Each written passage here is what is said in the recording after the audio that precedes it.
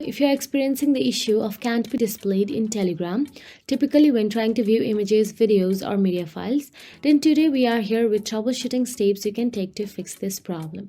So let's get started. Firstly, open the desktop version of Telegram, then open the Telegram app and go to the settings. Select devices followed by scan QR mode and scan the QR code on the screen to log into your desktop. After you have scanned the QR code, you will be automatically logged into Telegram. Now you will be able to see all of your messages. Then click on the menu icon on the top left corner to open the menu. Then click on Settings. The menu contains multiple options like New Group, New Channel, and more. Select Settings to open your Telegram settings. Then, the settings page contains multiple options. Select Privacy and Security to go to your privacy and security settings.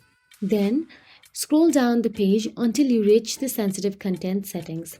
Enable the disable filtering option and force close the Telegram app on your phone and reopen it.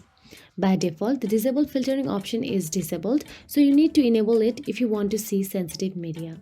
Now you can try to join a channel that has this channel can't be displayed error, and you should be able to access the channel without getting the error on both iPhone and Android devices. This is because the option will allow Telegram to display sensitive media in public channels on all your devices.